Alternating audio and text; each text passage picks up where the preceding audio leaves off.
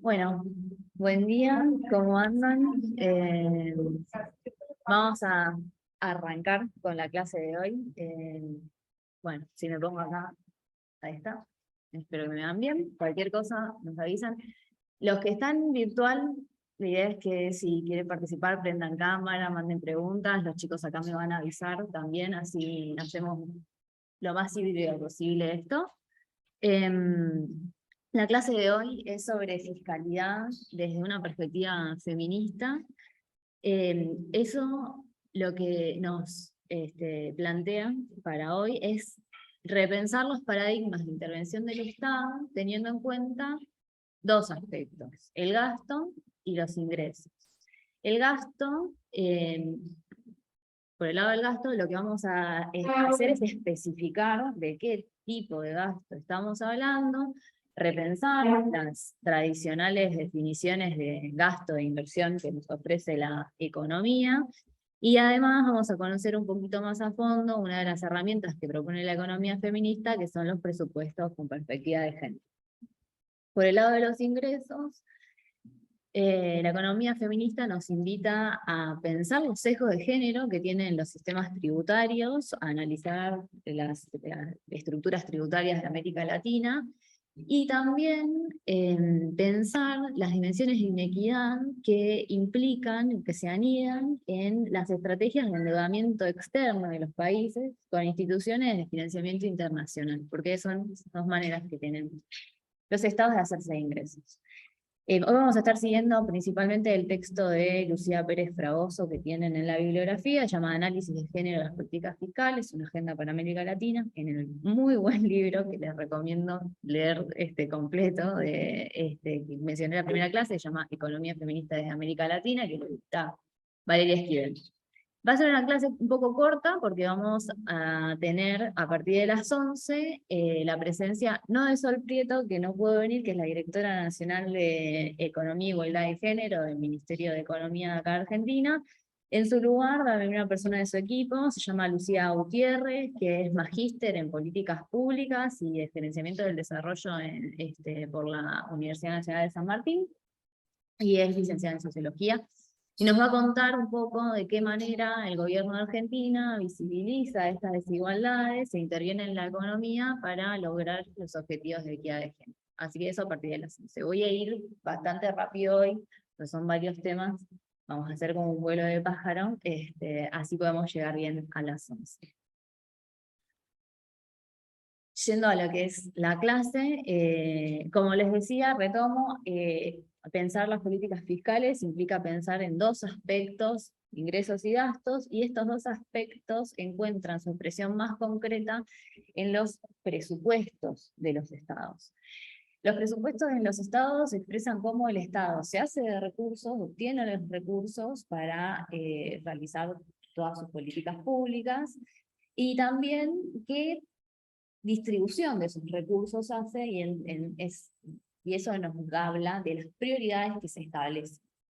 Interesa para las economistas feministas saber a quiénes y con cuánto se va a llegar y cómo se va a contribuir al sostenimiento de la vida, y quiénes van a ser los que aporten esos recursos.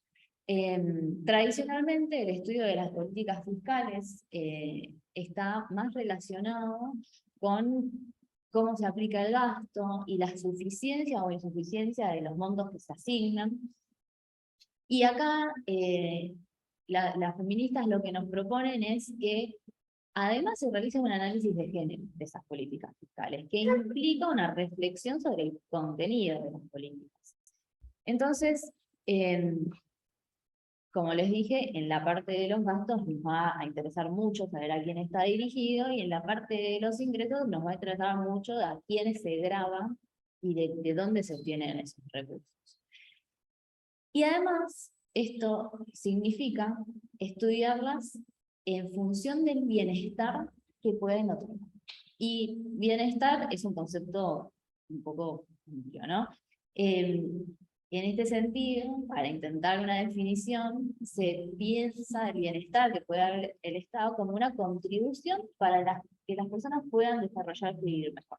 Les traigo una cita de Martínez Franzoni que dice que piensa el bienestar como capacidad, no como estado, sino como capacidad para manejar las incertidumbres que nos presenta la vida, como la vejez, la discapacidad, el desempleo, las muertes. Entonces, esto nos va a permitir achicar qué tipo de gasto estamos mirando. El nivel de protección social que brindan los estados a la población es lo que nos interesa. Y es más bien sectorial esto, no vamos a mirar, es muy difícil porque qué gasto no tiene alguna dimensión de género, nos vamos a enfocar en esto.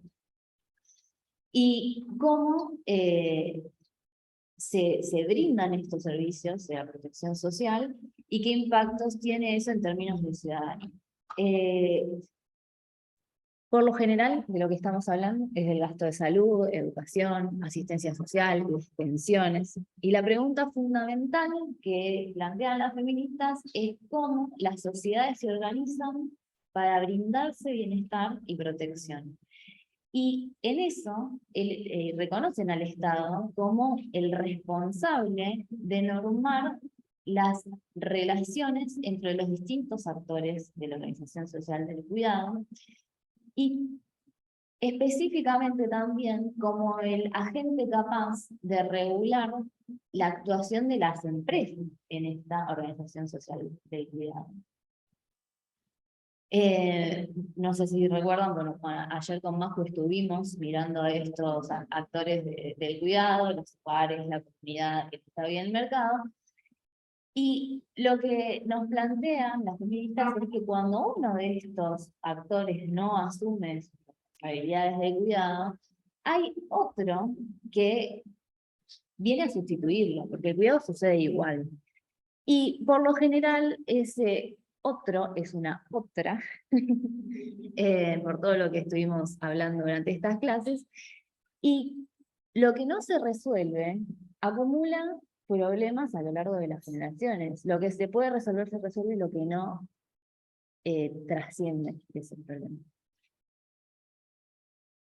Además de regular la actuación de los mercados, el Estado también tiene una actuación como actor del cuidado. Y cuando hay ausencia del Estado o escasez de gasto público que se destine a estas políticas públicas que venimos, que venimos hablando, lo que termina sucediendo es que esto recae sobre las familias y dentro de las familias sobre las mujeres. Nos propone hacer una caracterización de cómo es el gasto y la intervención del Estado en América Latina, porque es bastante importante, esto nos diferencia de los países centrales.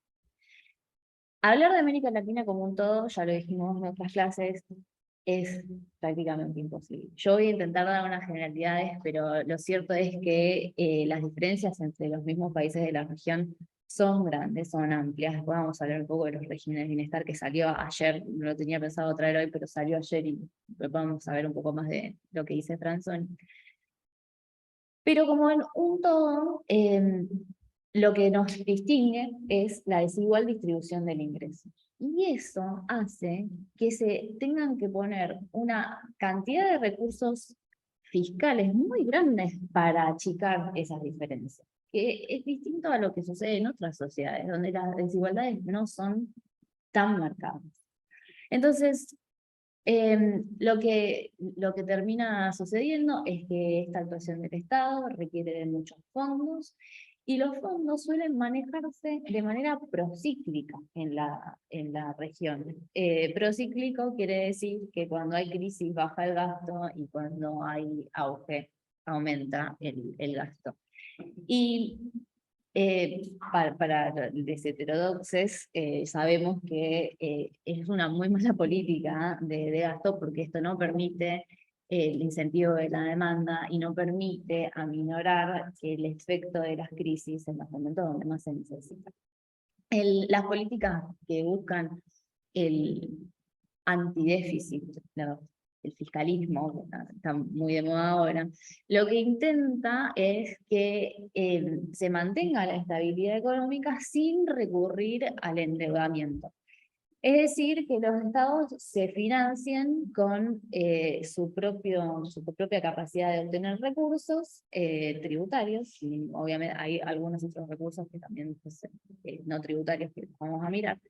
Pero también, así como maximizar ingresos, te dicen minimizar costos. Y minimizar costos significa recortar política pública. Y en ese sentido, por lo general se traducen en un recorte de las políticas que nos interesan hoy, de las políticas de protección social, que se ven como un gasto corriente en vez de como un gasto en inversión en capacidades humanas, en capital humano, que no nos gusta mucho, pero por lo general en la educación, la salud, la protección social terminan sufriendo los embates de las políticas de austeridad. En Latinoamérica, como decíamos, las políticas macroeconómicas no, me sale la palabra en inglés, no comprometen al sector privado en una gran medida y les adjudican una escasa participación en la reproducción social.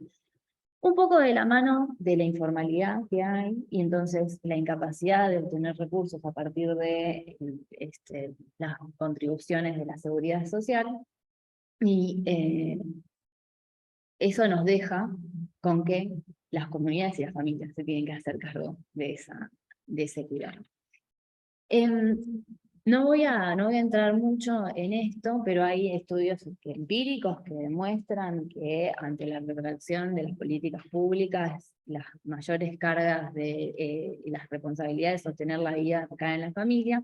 Lo que sí me gustaría contarles es cómo se llegan a estas conclusiones y qué factores se tienen en cuenta.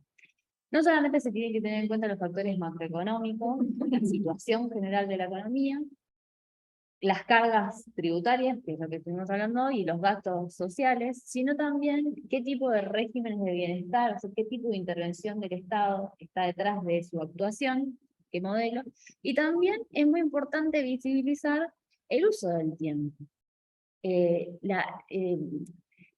La ausencia de servicios públicos lo que termina haciendo es sobrecargar de trabajo no remunerado a las mujeres principalmente, a las familias en general, y eso se ve en las encuestas de uso de tiempo que estuvimos viendo ayer con Machi.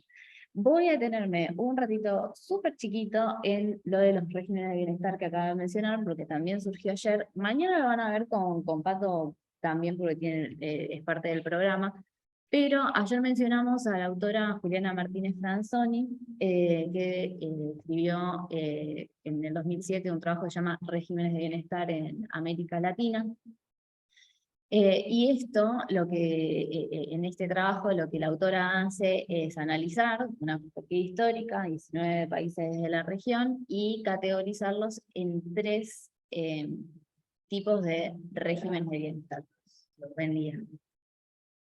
¿Con qué criterio lo hacen? Primero, se pregunta sobre la capacidad que tienen estos países de que su mercado laboral provea trabajo remunerado con protección social.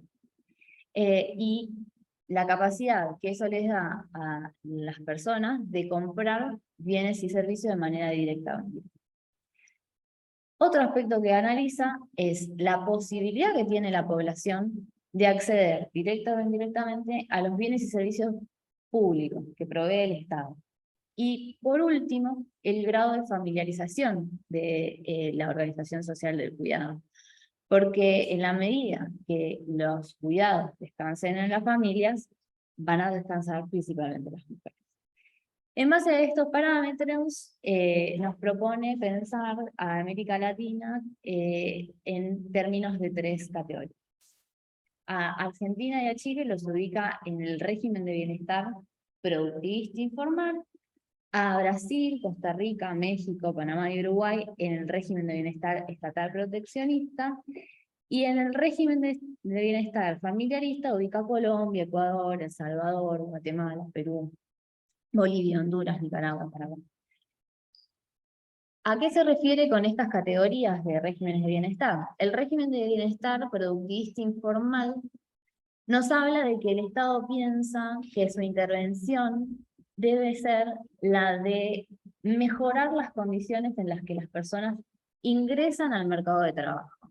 Es decir, esta acumulación de capital humano que les va a permitir a las mujeres, sobre todo, ingresar en mejores condiciones al mercado de trabajo y entonces tener más posibilidades de comprar servicios de educación, de salud, etc. En los regímenes estatales proteccionistas lo que se ve es una mayor intervención del Estado en áreas que podrían ser de predominio del mercado, como la seguridad social, y modelos propios de sustitución de importaciones. Y en el régimen familiarista, la mayoría de la población depende de los arreglos familiares. El Estado no tiene una presencia importante y no cuenta con muchos grados de libertad las familias para tener una alternativa a esos arreglos. El grado de mercantilización de la fuerza de trabajo, o sea, la inserción de las personas en el mercado laboral, suele ser mejor y peor, menos participación en el mercado laboral, y el promedio de ingreso por habitante suele ser más bajo. Las principales conclusiones a las que llega Franzoni es que se puede establecer de forma empírica que los regímenes de bienestar en América Latina comparten algo en común, que es la gran informalidad en la que se manejan, que tiene como contrapartida políticas públicas débiles o inexistentes, y que el ámbito doméstico desempeña un papel central. Aún en los países que dedican recursos para brindar bienes y servicios, dada la desigual distribución del ingreso, la política llega de manera desigual también a la población. No todos se benefician de la misma forma, y esto nos habla de la estratificación de la que habló Mahfouz la vez pasada, del cuidado. Eso en un paréntesis para hablar de régimen de bienestar. Vamos al gasto público, que era lo que nos convoca hoy. Las políticas de gasto, como dijimos, manifiestan las prioridades que tienen los estados a la hora de distribuir los ingresos y los recursos públicos. Hay algunas problemáticas comunes que se pueden observar en la región con respecto al gasto.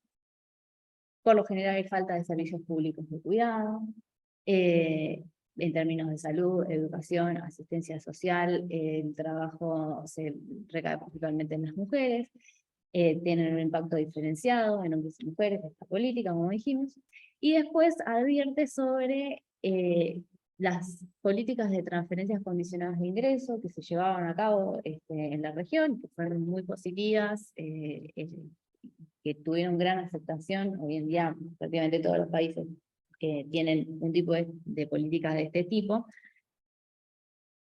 Sin embargo, advierte sobre las características o las condicionalidades que se imponen sobre ellas, porque la mayoría también impone a las mujeres el deber de vigilar lo que hacen sus hijos o sus hijas, que asistan al colegio, que tengan las vacunas. Entonces como que se maternaliza esa transferencia de ingreso y se refuerzan los roles preestablecidos de género. Y se instrumentaliza a las mujeres de alguna manera. Ellas no son las titulares de derechos, son los niños y niñas por lo general. Y también se las ubica en el lugar de proveedoras de un ingreso secundario. No como las jefas de sus hogares, sino como alguien que complementa los ingresos de un hogar. Y esto hace que también se impongan condicionalidades del tipo laborales. Si, por ejemplo, se pide que aporten trabajo voluntario en alguna política pública ya existente, participando, por ejemplo, en una salita de primeros auxilios, haciendo algún trabajo a cambio de esa transferencia de ingresos, como si el tiempo de las mujeres estuviera absolutamente disponible y también con una generosidad que escasa, tomando como supuesto de que no son las jefas de su propio hogar. Estas políticas por lo general están dirigidas focalizadas a la población más pobre, y sabemos que la pobreza está feminizada, la mayor incidencia de la pobreza está en los hogares monomarentales, y este tipo de supuestos lo que hacen es socavar la autonomía de estas mujeres y imponerles doble y triple jornada de trabajo. ¿Qué propuestas hay con respecto al gasto en la región? La primera es aumento del gasto social. Es insuficiente, las transferencias son poco generosas y no cumplen esta meta de o viabilizar el bienestar. Y por otro lado, analizar el gasto en términos de con perspectiva de género. Y hay dos tipos de ejercicios que se proponen, que son distintos. El primero son presupuestos de género, lo llama así Pérez Fragoso, que implican solamente analizar el presupuesto público y ver a qué población se está dirigiendo el gasto, qué grupos son los que se están beneficiando. Específicamente se buscan las poblaciones, las mujeres, las niñas por lo general. Pero por otro lado hay una segunda parte, que es elaborar ya el presupuesto, no analizarlo ex post, sino elaborar el presupuesto con perspectiva de género. Y esto considera necesario incorporar la perspectiva de género al contenido de las políticas públicas, pensar las políticas públicas desde ahí, pensar los programas y pensar los presupuestos necesarios para eso. El avance de la agenda en la región con respecto a estos ejercicios es como muy vasto, hay muchas experiencias, hay experiencias a nivel municipal, provincial, nacional. La verdad que se vienen haciendo muchos ejercicios de un tipo y del otro, solo de análisis y de elaboración también. Hay un texto en la bibliografía de Raquel Coelho, que no vamos a ver ahora por una cuestión de tiempo, pero que les invito a ver porque es una muy buena sistematización de todas estas experiencias, hace un relevamiento y cuenta cuáles son las principales conclusiones de estos análisis. Se llama Presupuestos con perspectiva de género en América Latina, una mirada desde la economía institucionalista y feminista.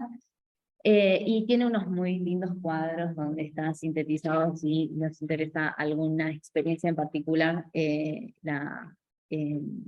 lo que ya se ha trabajado.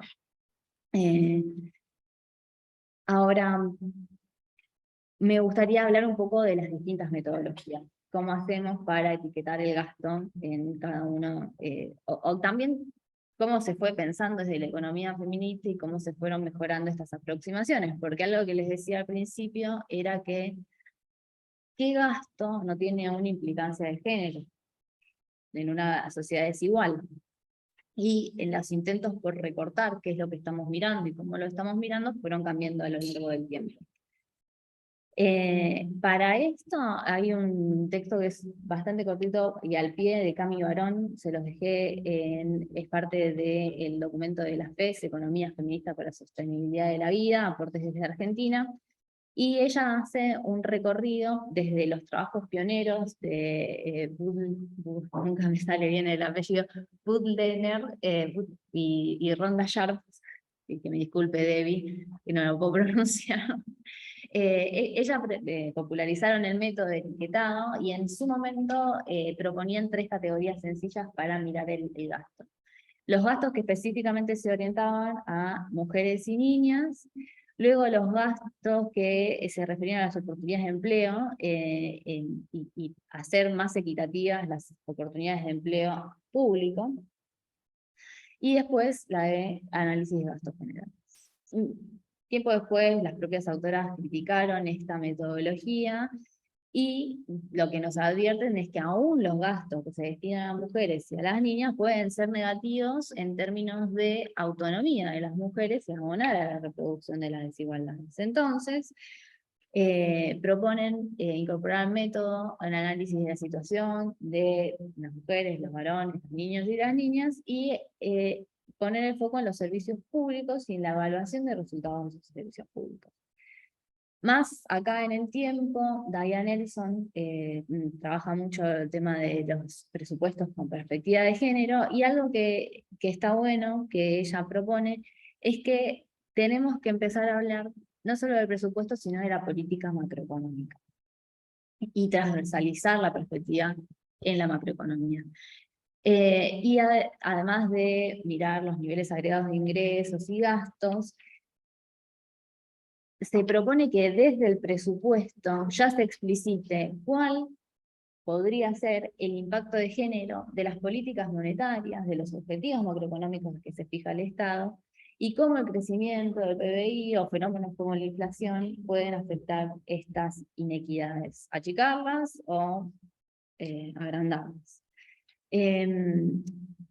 Cami Barón lo que hace también es dar algunos ejemplos de experiencias que se hicieron acá en Argentina, en Buenos Aires, y me gusta cómo piensan las categorías desde estos trabajos. Uno es con Cami Barón,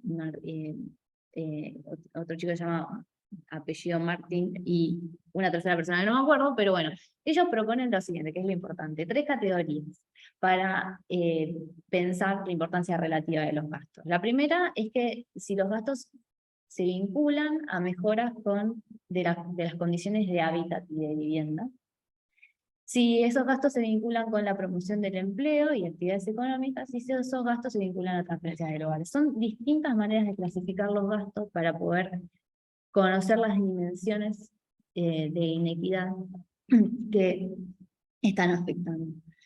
Y otra posible manera de categorizar gastos, también la propone Cami Barón junto con Rolón, y se basa en una clasificación que hacía Nancy Fraser en el 97, donde proponen pensar categorías de políticas de redistribución y políticas de reconocimiento, y ver si son transformativas, si propician transformaciones en las tradicionales estereotipos de género o, no, o los refuerzan. También el Ministerio de Hacienda en Argentina hizo una experiencia, eso lo vamos a ver más cuando venga Lucía Gutiérrez, que nos va a contar un poco cómo fue esta experiencia, en base a qué lo hacen. Ellos utilizaron un enfoque que propone la CEPAL, en base a las autonomías. Entonces, hay un amplio abanico de metodologías y de formas de abordar esto. Me parece que todos tienen sus pros, sus contras, y que todos pueden realizar un buen aprendizaje. No me quiero extender mucho más de lo de gastos, porque todavía nos falta toda la parte de los ingresos, así que disculpen si voy un poco rápido, me interrumpen, las preguntas que tengan, me las hacen. También vamos a tener un rato después, así que lo vamos charlando. Ingresos. Los ingresos vienen por la tributación y también vienen por el lado de la deuda. Diane Nelson, que trabaja mucho estos temas, lo que demuestra es que los países que son capaces de recaudar suficientes ingresos también son más propensos a, o casualidad, brindar servicios públicos mejores. O sea que no poder hacerse de recursos propios es un problema a la hora de pensar las políticas públicas. Y lo cierto es que los países desarrollados tienen más posibilidad de recaudar sus propios recursos que los países en vías de desarrollo, y esto genera un círculo vicioso, porque los países en desarrollo tienen más dificultades para hacerse de recursos, lo hacen también de manera más regresiva y por otro lado proveen servicios de menor calidad. Y esto termina siendo una espiral de la que es muy, muy difícil salir. ¿De qué hablo cuando hablo de sistemas tributarios regresivos? Por lo general se busca que los sistemas impositivos tiendan a ser equitativos, o sea, que las personas paguen o aporten de acuerdo a su verdadera posibilidad de aportar, su riqueza y su posición relativa en la sociedad. Hay dos maneras de mirar la equidad. Una es la equidad vertical, que es el principio de justicia que establece que es necesario propinar un tratamiento proporcionalmente desigual a quienes tienen distinta capacidad contributiva. Esto quiere decir que si yo tengo más capacidad contributiva, también tengo que aportar más que el que tiene menos capacidad contributiva. No sé si se entiende, es medio difícil, pero si no se entiende me dicen. Ahora, esto también es la verticalidad. También hay una equidad horizontal, que quiere decir que si yo tengo la misma capacidad contributiva que una persona al lado mío, ambas tenemos que ser tratadas de una manera igual.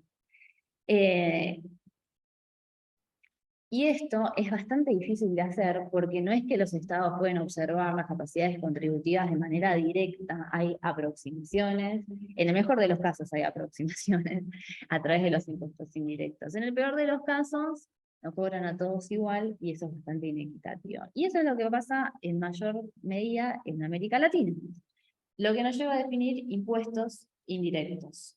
Los impuestos indirectos, como el IVA, lo que hacen es gravar un hecho específico, un consumo, una transacción, y se lo graban a todos, sin importar cuáles sean sus posibilidades de afectar o no.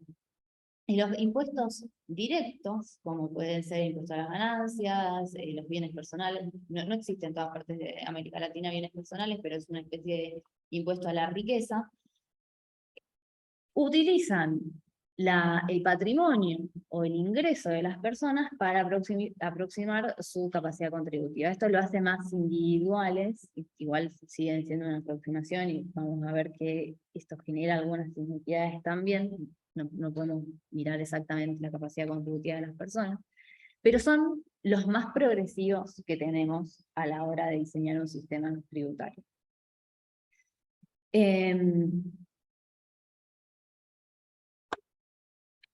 Algo de los impuestos indirectos también es que la progresividad o regresividad que tengan se exacerba o se achica dependiendo qué tipo de consumos se estén grabando.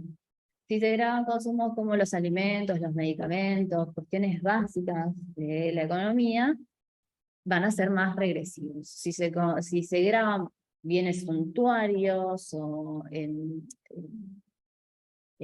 por ejemplo, los impuestos ambientales, suelen ser más progresivos. No dejan de cobrarle a todos lo mismo, y tenemos algunas contradicciones, bueno, lo que está pasando en América Latina con el precio del combustible y los impuestos que acá en Argentina, nosotros aplicamos impuestos a los combustibles, pero eso encarece la vida cotidiana de las personas también más humildes. Sin embargo, es bastante bueno para el planeta. Así que tienen estas contradicciones. Cuanto más recursos los estados obtengan a través de impuestos indirectos, más regresiva se dice que es su estructura tributaria. Cuanto más impuestos puedan obtener de esos impuestos directos, más progresivos. Los principios sobre los cuales se basan los sistemas tributarios son los de equidad, los de eficiencia y los de la fácil administración de este sistema.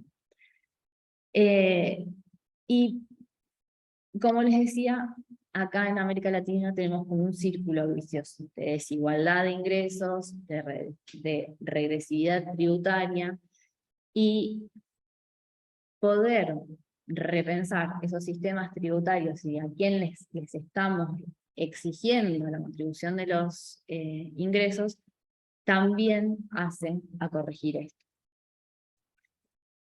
Traje para que veamos, si tenemos un rato, cómo son los sistemas tributarios en América Latina con respecto a los países de la OCDE, por ejemplo, y entre sí, porque la verdad es que como latinoamericanos tenemos ahí unos inconvenientes sobre a quién grabamos, con qué tipo de ingresos grabamos. Sí.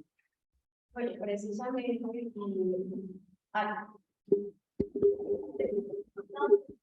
Yo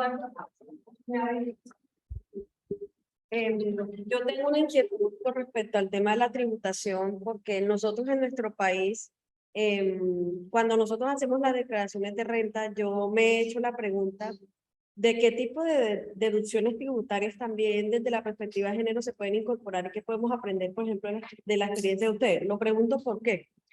Resulta que nosotros obviamente tenemos dentro de la declaración tributaria una deducción por tener hijos. Entonces, si tienes uno, dos, tres hijos, hay unos beneficios, pero por ejemplo, me hacía la pregunta, lo hablo por el gremio, las colegiaturas, y cuando es un hogar monoparental, ¿qué pasa? Todo lo que tenemos que asumir, digamos, de carga dentro de todo lo que es el mantenimiento del hijo, eso no está contemplado dentro de la tributación. Y es porque se ha dado una discusión a nivel nacional de qué tantos beneficios tributarios, ya que tenemos una capacidad baja de recolección de impuestos, se pueden hacer y hasta dónde es el límite, o sea, cuál es precisamente ese equilibrio donde obviamente tenemos que tributar como lo tenemos que hacer todos, pero tenemos unas condiciones muy particulares que también merecen ser tenidas en consideración dentro de las declaraciones y sobre todo para el caso de la perspectiva de género, porque pues tenemos que asumir una carga tributaria en nuestro país es muy alta. Estamos hablando del 33% y eso dentro de nuestros salarios pesa.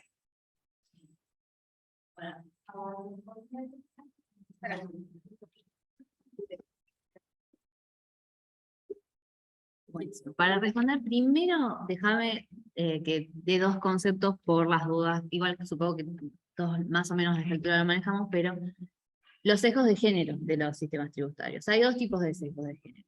El primero son los sesgos implícitos, que hace referencia a que las normas tributarias, a pesar de que son iguales para todos, impactan de manera diferencial entre varones y mujeres por nuestro comportamiento económico y social distinto.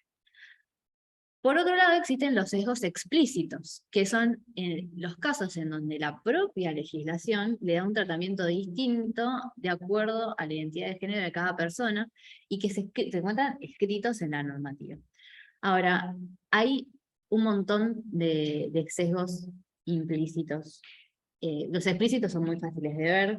De hecho, acá en Argentina teníamos un problema con el impuesto a las ganancias, ahora se modificó, pero, por ejemplo,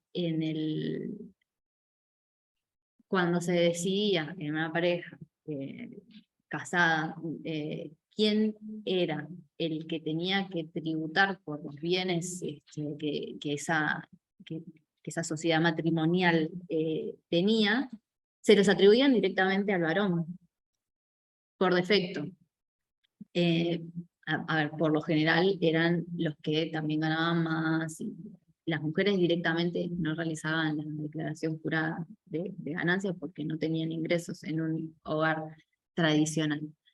Todas esas cosas se van repensando y se fueron modificando, pero quedan los sesgos implícitos que tal vez son los más difíciles. Como por ejemplo, esto. Deducimos lo que acá en Argentina se llama cargas de familia, que suelen ser los hijos, en algún momento eran las esposas que no trabajaban, y escrito de esa manera estaba en la norma. Hoy está como más inclusivo, se habla de cónyuges, y nosotros tenemos una ley de matrimonio igualitario, entonces toda la legislación se adaptó a este nuevo tipo de conceptualización. Pero el comportamiento diferencial viene por el lado que vos estabas mencionando. ¿Quiénes son las personas que se hacen cargo mayoritariamente de esos cuidados? ¿Y qué pasa cuando tanto el varón como la mujer son los que tienen ingresos suficientes como para tributar en el impuesto a las ganancias? ¿Quién deduce la carga de familia? Vamos a ponerlo, detesto el término. ¿Quién tiene prioridad a la hora de hacerlo? Y hay distintas... en Argentina, en la última modificación, estamos modificando siempre el impuesto a las ganancias en Argentina, en la última modificación se logró incorporar alguna prioridad en el caso de parejas que están separadas o divorciadas, para que las mujeres sean las que puedan descontar eso, sobre todo cuando los varones no pasan las mensualidades correspondientes. Es como un trabajo primero que es muy difícil modificar la normativa impositiva. Requiere pasar por el Congreso, requiere un proceso de concientización de los funcionarios, las funcionarias públicas y los congresistas, y se van mirando estas mejoras, también se van repensando todo el tiempo. En algún momento nuestro impuesto a las ganancias le permitía a las personas desgravar los gastos de cuidado de algún familiar con discapacidad que tuvieran a cargo, y hoy eso, por ejemplo, no existe. Entonces también hay avances y también hay como retrocesos. Pero bueno, es un poco empezar a pensar estos sesgos, visibilizar estos sesgos y poder llevarlos a los congresos que no son los que tienen la potestad de cambiar las normativas. Además de la ganancia diferencial, o sea, la capacidad de hacerse ingresos distinta entre varones y mujeres. De hecho, el impuesto a las ganancias es muy masculinizado, porque la riqueza está bastante masculinizada, igual que el impuesto a los bienes personales. Creo que el 70% de los que tributan el impuesto personal son varones, pero no porque seamos muy progresistas, sino porque las mujeres no acumulamos tanta riqueza, en Argentina estoy hablando. Pero también hay distintas comportamientos en el consumo. Las mujeres solemos ser las que más de nuestros ingresos dedicamos a la compra de insumos básicos como la comida, la salud, porque somos las que tenemos o asumimos mayor responsabilidad de cuidados. Y en ese sentido, hace poco teníamos un debate sobre, por ejemplo, también los impuestos que se cobran a los productos de gestión menstrual, que es un consumo de las personas con vulva, vamos a decirlo, con útero, y que nos está, un consumo de todos los meses, y que nos está perjudicando de manera, o tiene mayor incidencia en nosotras que en ellos. Así hay un montón de situaciones, y se van pasando por distintos estudios, van haciendo visibilizando estos sesgos. Por lo general, los estudios se dividen en aquellos que estudian los impuestos indirectos y aquellos que estudian los impuestos directos. Esa es como una gran clasificación. María Dolores Almeida Sánchez, que se las dejé en la bibliografía, tiene un trabajo que se llama La política fiscal con enfoque de género en países de América Latina, y también hace un reconto de todos estos trabajos que se hacen en la región para visibilizar estos sesgos, y cuenta un poco cuáles son en cada uno de los países, en qué estado están, y por dónde se puede ir avanzando. Me queda muy poquito tiempo, así que bueno, el otro trabajo que está en la bibliografía y que les recomiendo es de Pato Laterra, que va a venir mañana, se llama Justicia Fiscal, notas para pensar la política pública con perspectiva de género, que también nos invita a abandonar un poquito este sesgo binario que tenemos cuando pensamos en los sistemas tributarios, y visibilizar cómo esto impacta de manera diferencial las personas diversas. Bueno, voy a ir súper rápido porque en cualquier momento va a entrar Lucía por esa puerta. ¿Qué es lo que por lo general nos interesa ver sobre los sistemas tributarios? Lo que se llama la incidencia fiscal, que es decir, el efecto que tiene el pago de los impuestos sobre los ingresos de las personas. Y analizar la incidencia fiscal no es tan sencillo. Primero por esto que dijimos, los estados no observan directamente la capacidad contributiva de las personas individuales, pero además también depende de los arreglos familiares de cada una de las sociedades. Qué tipos de familias se forman y qué tipos de familias prevalecen en la sociedad. También incide en qué cantidad de impuestos pagan o dejan de pagar. Y otro factor súper importante a la hora de pensar la incidencia fiscal es qué tipo de inserción tienen esas personas en el empleo, porque el empleo formal permite la recaudación de contribuciones a la seguridad social, pero sabemos que en América Latina el empleo formal escasea y hay un montón de formas alternativas de inserción laboral. En Argentina, por ejemplo, tenemos lo que es el monotributo, que es un régimen simplificado para que las personas que trabajan por cuenta propia de menores ingresos tengan algún tipo, la verdad que algún tipo de protección social, más allá de que facturen y que esos servicios se formalicen dentro de la economía formal. El objetivo era poder darles acceso a estas personas que trabajan a la seguridad social. No tenían obra social, en Argentina se organiza así la salud, no tenían jubilación, entonces hay un montón de riesgos de la vida que no estaban cubiertos a pesar de que las personas se pasaban toda la vida trabajando, aportando. Hay dos trabajos que les podría recomendar con respecto a esto, que visibilizan mucho, son para Argentina, lamento el sesgo argentinocéntrico, pero bueno, uno es de Corina Rodríguez Enríquez y Natalia Gerardi, y analizan específicamente el impuesto a las ganancias, y ahí se ve que en un ejercicio súper sencillo, porque esto es bastante complejo, cómo los distintos tipos de familia y las distintas inserciones en el empleo generan distintas incidencias fiscales, y está es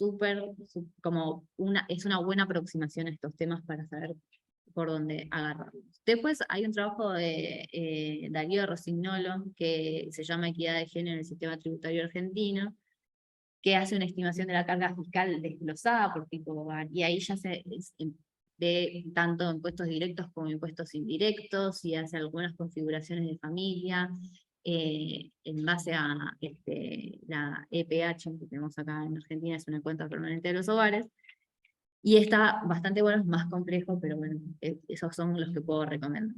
Quiero hablar un poco de otro factor súper importante que hace a la regresividad o progresividad de los sistemas tributarios, que es la capacidad que tienen algunos actores de la economía de eludir, evadir impuestos, y también de manejar flujos ilícitos y blanquear flujos ilícitos. No es lo mismo el blanqueo de flujos ilícitos, no es lo mismo la elusión, no es lo mismo la evasión. Hay un principio de legalidad que en los flujos ilícitos obviamente está ausente, pero en la elusión, en la evasión, hay algunos grises, porque la arquitectura contable que se ha desarrollado en los últimos años con la liberalización financiera permite que los miembros más ricos de nuestras sociedades, aún cumpliendo con la normativa, puedan pagar menos impuestos, y menos de los impuestos que nos gustan, que son los directos, los que son más progresivos en este armado internacional de empresas mamushka que tienen sede en paraísos fiscales. Lo que se hace es socavar la base impositiva de los países y hacer cada vez más regresivos sus sistemas tributarios. Por otro lado, están los flujos ilícitos, y esto lo menciono porque no me acuerdo quién me preguntó el otro día. Hay un trabajo que les mencioné, es de Corina Rodríguez Enríquez, Verónica Grondona y Nicole Videgain Ponte, que se llama Flujos Financieros Ilícitos que socavan la justicia de género. Y ahí se especifica un poquito mejor cómo es esto del blanqueo también del dinero, y la arquitectura detrás de el ingreso de estos fondos mal habidos al sistema internacional y al blanqueo de esto. Esto tiene también tres implicancias de género principales. No solo socavan la posibilidad de hacerse de recursos de los estados, sino que también impactan en la equidad vertical que estuvimos hablando recién, pero además estos flujos financieros en una gran proporción se obtienen gracias a la trata de mujeres, a la prostitución, al trabajo forzoso, y ahí está buenísimo este trabajo porque lo evidencia bastante puntualmente. Un comentario pequeño sobre el endeudamiento, que es la otra manera de hacerse de recursos de los estados. Acá voy a seguir a Diane Nelson y a Corina, que sacaron un trabajo el año pasado, que se llama Del dicho al hecho, la narrativa del FMI y los derechos humanos de las mujeres, donde analizan cómo el FMI genera su narrativa con respecto a la inequidad de género, y, o sea, del dicho al hecho. Genera una narrativa, pero en los hechos, cuando vas a ver los acuerdos puntuales, puedes ver un montón de contradicciones con respecto a esos objetivos que se plantea el FMI. A ver, ya la visión general que tiene el Fondo Monetario Internacional sobre lo que es la equidad de género es un poco cuestionable porque el foco está puesto en promover la participación de las mujeres en el mercado laboral, que eso va a derivar en mayor eficiencia porque las mujeres tenemos por lo general recorridos académicos más extensos que los varones, que eso va a hacer crecer más la economía. Ya viene como por el lado de el capital humano, que nos hace sospechar. Pero también hay muchas contradicciones, porque así como ellos entienden que hay que propiciar esta participación laboral, también dan recomendaciones para flexibilizar el mercado de trabajo. Y eso, indefectiblemente, nos deja en peor posición a las mujeres, ya tenemos una inserción más precaria. Entonces, uno lo escucha y dice equidad de género, y uno lee los acuerdos y dice, pero no, pero no tanto, el meme, hay que traer el meme. Después, también hablan de la instrumentación, de presupuestos sensibles al género, y que se apropian un poco de esto que vienen propiciando las feministas, pero de una manera en donde se acota el estudio a cuánto del presupuesto se dedica a determinados grupos con mayor dependencia, y se deja de lado todo lo que es... Hola, ¿cómo estás? Vení, ya terminé, si querés.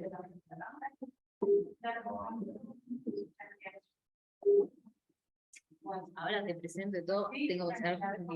Dale. Bueno, les decía que se focaliza mucho en estos tipos de gastos para estos tipos de poblaciones, pero la macro afuera, está completamente desdibujado el rol que tiene la macroeconomía, y lo que está detrás de esto es que se resisten a vincular los distintos niveles de la economía, el microeconómico, el mesoeconómico y el macroeconómico, que es uno de los aportes que hace la economía feminista.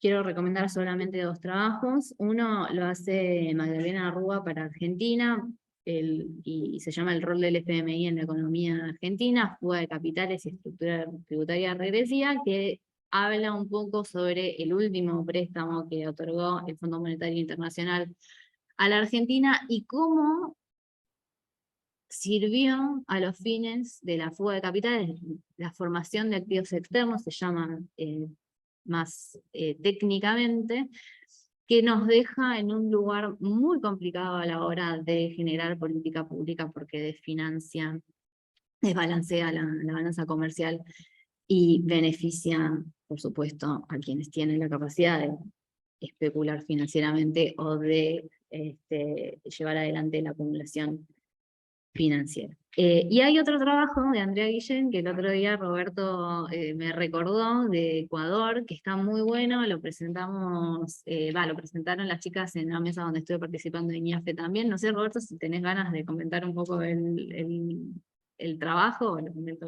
Dale. El trabajo de Andrea Guillén, que se analizó cuál es la importancia que tenía el Fondo Monetario, principalmente con las últimas reformas que se dieron a partir de 2019, y cómo son los shocks del Fondo Monetario Internacional que afectan a las mujeres. Ahí se ve cómo aumenta principalmente lo que es la informalidad, el subempleo, de que si bien es cierto en los últimos años el FMI ha planteado quizás como una política de equidad de género, en la práctica lo que se ha podido evidenciar, por lo menos en el caso ecuatoriano, es que es totalmente diferente, que el segmento más afectado son las mujeres.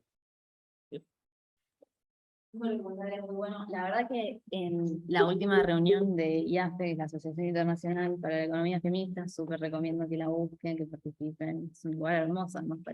para estar. La deuda y el endeudamiento fue un tema que transversalizó todas las conversaciones.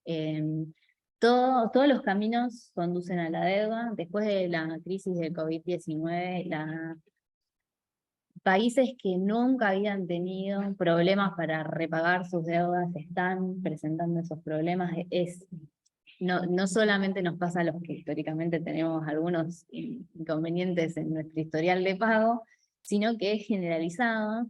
Y también nos habla de por qué, o de buscar un paradigma alternativo de redistribución de ingresos en el mundo, que no sea a través del endeudamiento, porque se toma como paradigma, como forma de, y entre comillas, ayudar a los países a desarrollarse, el endeudamiento, y no se cuestionan algunas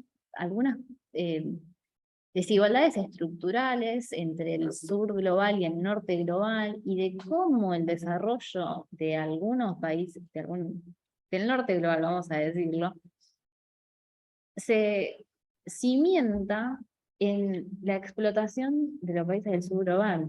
Y eso no fue a préstamo. Entonces, ¿por qué estamos pensando estas lógicas de redistribución y de ayuda a los países mediante préstamos que después se analizan de si tienen o no tienen objetivos de género y achican o no achican, pero siempre es pensándolo a través de préstamos. Creo que el FMI hace poco hizo una redistribución de los DEX, que es la moneda del Fondo Monetario Internacional, que fue como inédito, como una cosa que... Y primero que en otros momentos del mundo y en otras crisis mundiales, esto era un mecanismo habitual, y ahora lo estamos tomando como que, mira qué bien, y una vez, y ya no lo hacen más. Entonces, como que hay una necesidad de empezar a pensar de qué manera se redistribuyen los recursos globales sin pensar en términos de endeudamiento. Así que con eso cierro. Lucía, bienvenida. Por favor.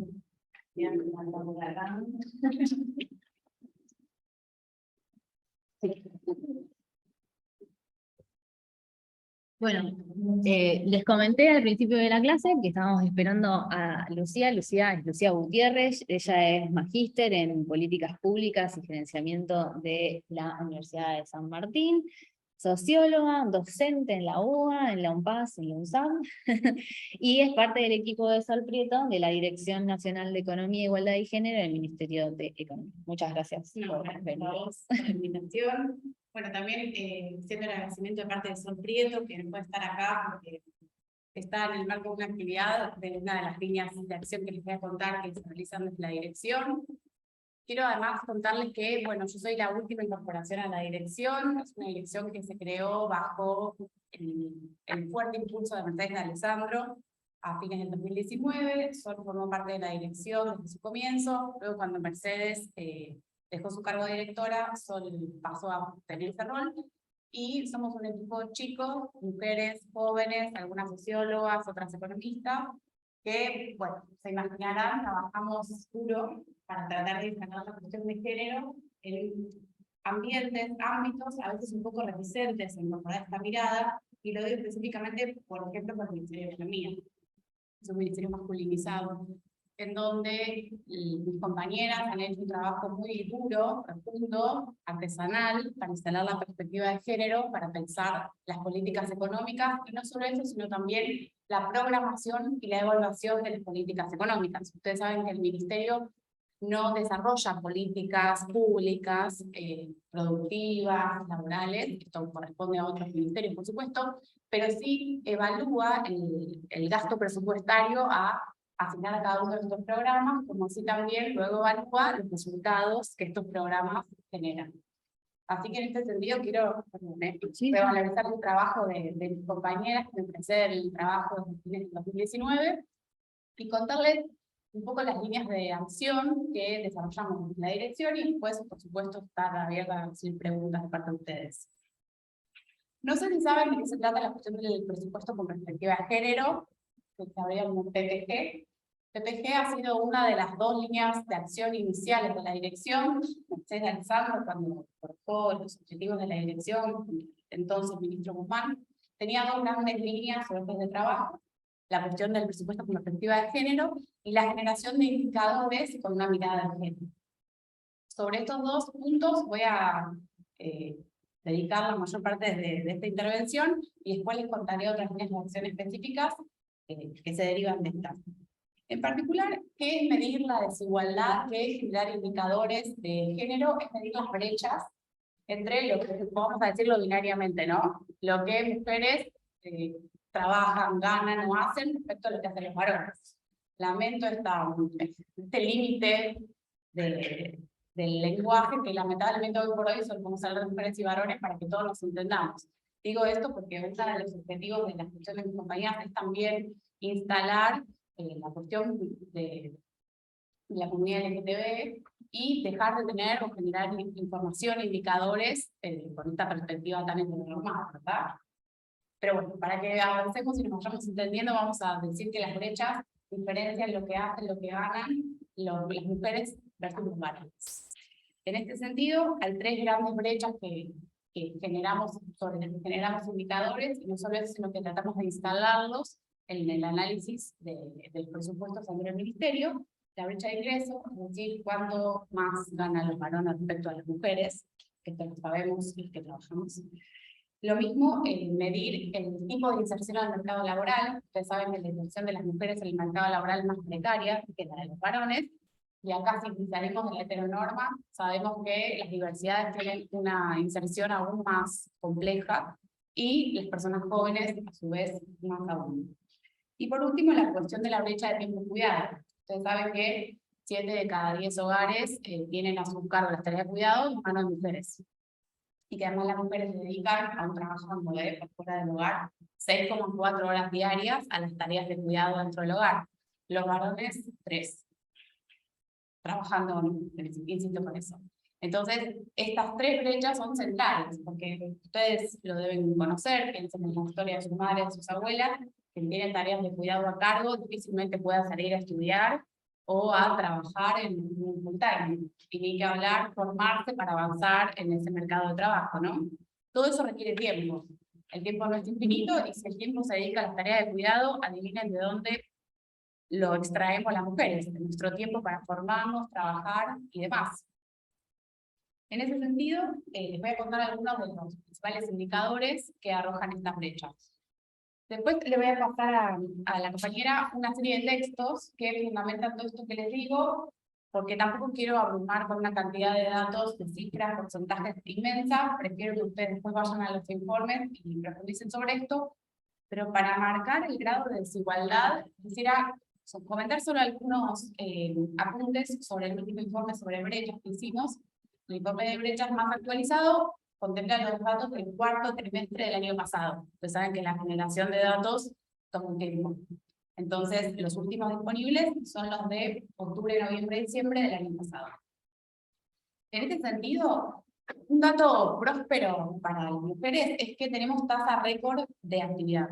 Tenemos una tasa de más del 50%, 50,3% de actividad de mujeres. Ustedes saben que las mujeres en condición de actividad no son solo las que trabajan, sino también las que buscan trabajo activamente. Es decir, que un poquito más de 5 mujeres cada 10 estaban insertas o con voluntad de insertarse en el mercado de trabajo.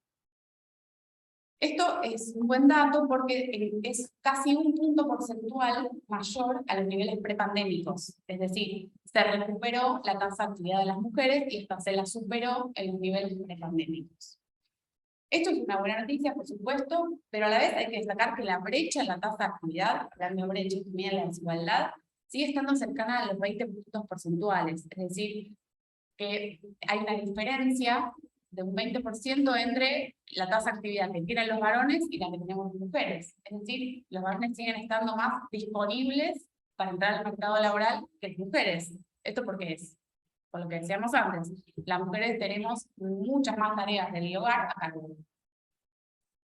Otro dato que me parece central, y insisto con esto que no quiero abrumar con un número muy grande de datos, información como un cuarti, es que 4 de cada 10 mujeres trabajan en el sector de los cuidados. Ustedes lo deben saber, el sector de los cuidados es un sector feminizado en general. ¿Cuáles son las ramas laborales del sector de cuidados? Las del trabajo doméstico, es decir, el trabajo doméstico no remunerado, el servicio doméstico, que es hacer tareas de trabajo doméstico pero de manera remunerada, la enseñanza y la salud.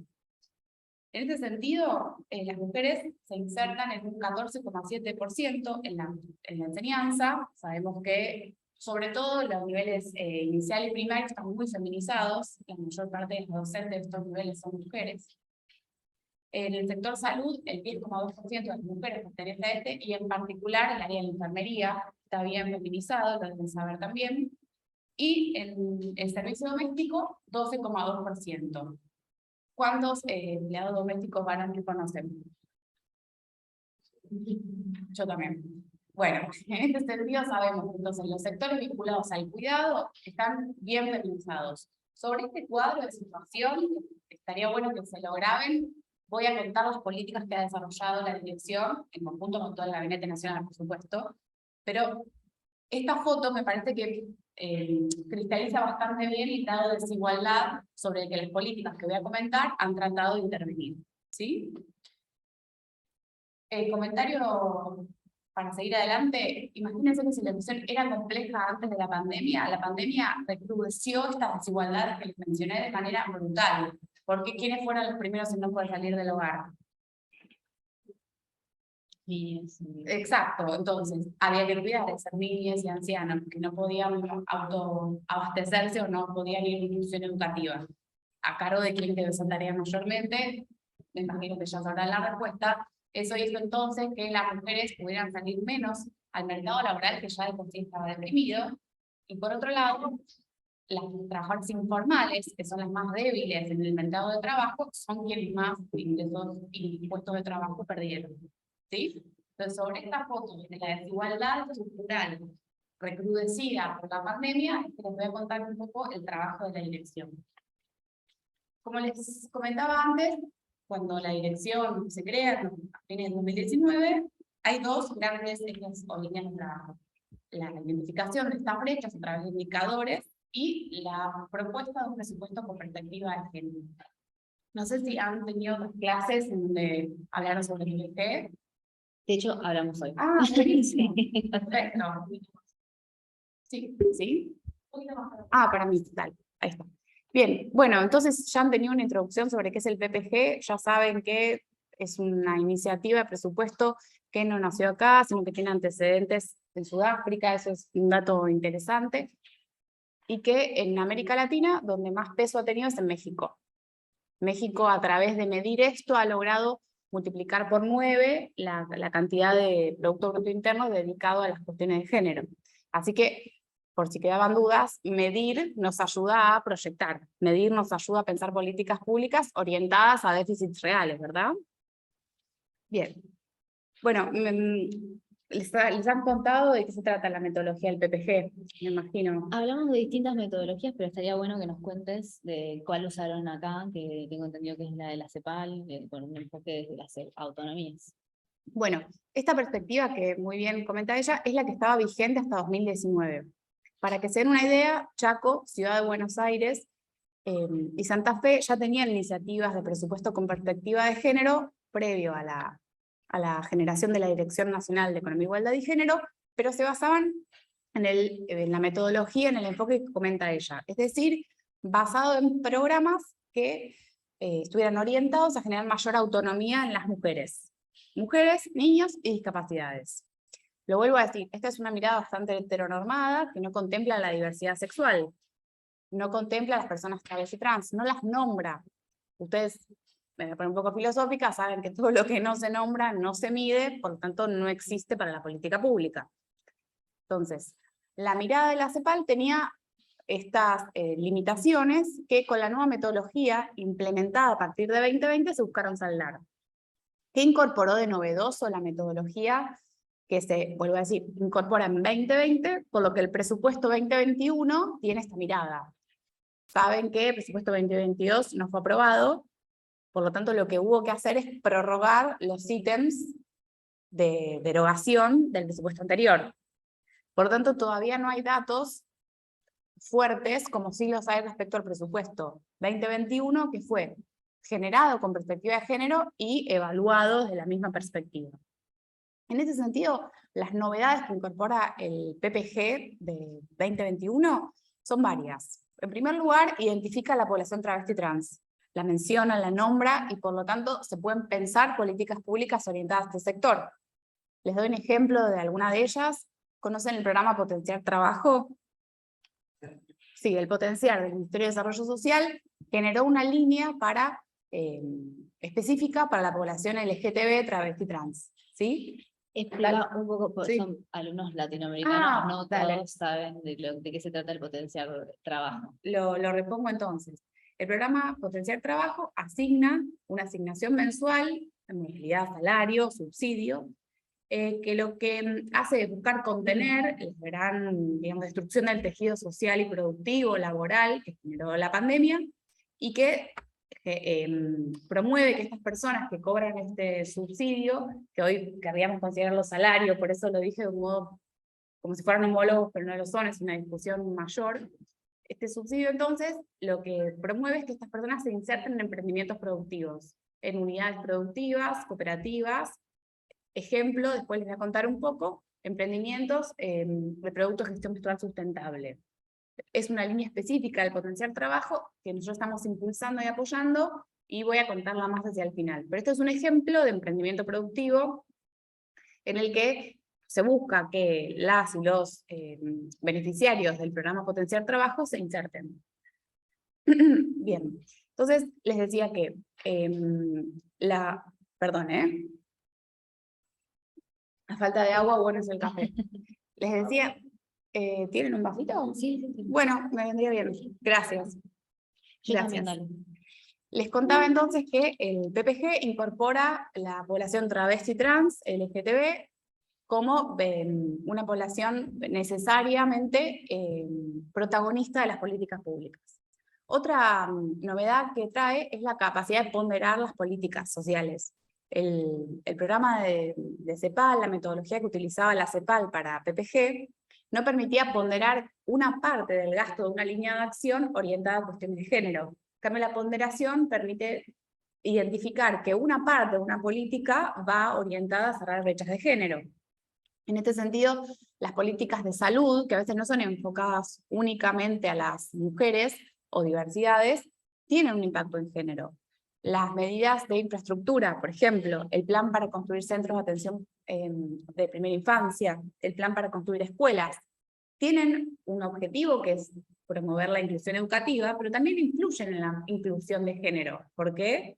Porque a las mujeres que tienen a cargo las tareas de cuidado, el cuidado de niños, claramente les resuelve a dónde dejar a los niños en buenas manos, en cuidado. Entonces, esta capacidad de ponderar las líneas de acción de las políticas públicas permite incrementar el nivel de gasto orientado a cerrar brechas de género. ¿Hasta acá alguna pregunta? Digo porque por ahí hablo mucho del presupuesto nacional y en otros países es distinto. ¿Hay algo que quieran que reponga? ¿No? No sé si vieron en el chat, pero al final, después igual vamos a hacer una ronda de preguntas. Dale, lo dejamos para Y debate. después. Bueno. Ok, si querés entonces seguimos y después los recogemos. Bien, entonces, les decía que se hace énfasis en ponderar líneas de acción del Estado que tienden a cerrar brechas de género. Por otro lado, es importante también identificar que este presupuesto fue generado de una manera distinta al previo. Es decir, antes no se involucraba a los diferentes ministerios que promovían estas líneas de acción. Por lo tanto, la discusión quedaba muy a nivel estructural. El Ministerio de Economía leía las líneas que estaban muy evidentemente orientadas a la brecha de género, y esas son las que pasaba a considerar PPG. En cambio, cuando se trabaja con los equipos técnicos de los ministerios, por ejemplo, de salud, obras públicas, transporte, es más fácil identificar qué políticas realmente están pensadas para cerrar brechas de género. Digo esto porque uno inicialmente tal vez no tendería a creer que políticas del Ministerio de Transporte buscan cerrar brechas de género. Les doy un ejemplo de una de ellas. En las paradas de colectivos, todavía aquí en Capital no se ve, pero se generaron dispositivos para que las personas puedan esperar el colectivo o el transporte de una manera segura. Las personas, digo, mujeres, diversidades. Tiene también la posibilidad de avisar sobre situaciones de violencia de género en estas paradas. Son cuestiones que, si uno no se mete a identificar, a estudiar la línea de política pública, tal vez no las reconocería tan evidentemente, y se quedaría con la asignación universal por hijo o asignación universal por embarazo, ¿no? Que son efectivamente las más evidentes. En este sentido, les paso a contar cuáles son las actividades centrales o las líneas de acción centrales del Estado que conforman el PPG. Seguramente los que sean de este país las conozcan: la asignación universal por hijo, la asignación universal por embarazo son las dos más importantes o más masivas. A nivel cantidad de dinero, sin embargo, la que más peso relativo tiene es la moratoria previsional. Ustedes saben que esta moratoria lo que permite es que las mujeres, sin tener la cantidad suficiente de años laborales en el mercado, se puedan jubilar. Esto permite que las mujeres trabajadoras de casas particulares, remuneradas o no, digo, las que hacen trabajo en su propia casa, como las que venden este trabajo afuera, que en general no están formalizadas, puedan jubilarse. Entonces, en la moratoria previsional, el 70% de quienes ingresan son mujeres. Vaya si no es una línea que busca achicar una brecha de género. Bueno, hasta esta readecuación del PPG, la moratoria previsional no estaba incluida. Entonces, imagínense de lo que se estaba perdiendo el Estado al dejar de medir esta línea. Aclaro, Sí. chiquitito, no sé Por si favor. todo el mundo sabe lo que es la moratoria previsional. Es un programa que permite a quienes no tienen los aportes formales por no haber trabajado en el mercado laboral formal, recibir una transferencia de ingresos que es menor a una jubilación mínima, porque se le descuentan de ahí mismo los aportes. O sea que es una manera de que puedan aportar al sistema y reciban una transferencia monetaria al respecto. Tal cual.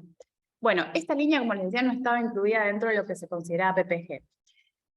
Otras líneas de acción del Estado que van en este sentido son el programa Potenciar Trabajo, que les contaba antes, que depende del Ministerio de Desarrollo Social, el programa Acompañar, que es un programa del Ministerio de las Mujeres, Géneros y Diversidades, que lo que hace es otorgar una suma de dinero durante una cantidad de meses a las mujeres que son víctimas de violencia de género, y también proveer espacios para el tratamiento de estos casos. También está la línea de infraestructura en cuidados, que depende del Ministerio de Obras Públicas, que, como les contaba antes, se concentra en crear jardines, escuelas y centros de atención para mujeres víctimas de violencia de género también. Por otro lado, la educación sexual integral, que es una de las líneas de acción que promueve el Ministerio de Educación, la ESI, para los que somos de este país, que obviamente tiene que ser transversal, no alcanza con que solamente el Ministerio de Educación promueva esto, pero se considera este ministerio el promotor, y era otra de las líneas que no estaba incluida dentro del PPG. Y el fortalecimiento de la línea 144, que saben que es una línea telefónica para que las mujeres víctimas de violencia de género puedan denunciar las situaciones de abuso. Todas estas medidas, más otras, hay otras del Ministerio de Transporte, como les contaba, hay otras del Ministerio de Deportes también. Todas estas líneas en el presupuesto del 2021 absorbieron el 15,2% de los gastos, ¿sí? Entonces, el 15% de las políticas del presupuesto 21 fueron abocadas a cerrar brechas de desigualdad de género. Este porcentaje, escuchaba vos antes hablar del préstamo del FMI y luego la renegociación de la deuda, que es polémica y la podemos discutir cuando tengamos más tiempo. Este porcentaje, sin embargo, fue cristalizado, se congeló este porcentaje en el acuerdo. El acuerdo expresó finalmente que no se puede bajar del 15% la asignación de presupuesto a políticas orientadas a la brecha de desigualdad por género. Entonces, es un hito. Efectivamente, se logró instalar este porcentaje como una línea de base para las discusiones posteriores. Este dinero absorbió el 3,4% del PBI. Es un montón. ¿Ustedes saben de qué se trata el IFE? ¿Lo charlaron? No lo charlamos, así que si quieres, obviamente. Bien. El ingreso familiar de emergencia fue una medida que lanzó el gobierno actual ante la pandemia, ante la falta de trabajo y la falta de ingresos, sobre todo para los sectores informales que no podían salir a trabajar por el aislamiento. El Estado Nacional generó esta línea de acción. La cobraron 9 millones de personas. Dale. Una aclaración chiquitita que fue histórico en el Sí. sentido de que es una transferencia de ingresos no condicionada, porque la AUH y la OE son transferencias de ingresos condicionadas a determinadas condicionalidades que sí estuvimos charlando. Esta no tenía ninguna condicionalidad, solamente no tener ingresos formales. Exacto. Bueno, y es importante destacar que, entonces, quienes recibieron el IFE fueron sobre todo trabajadores informales.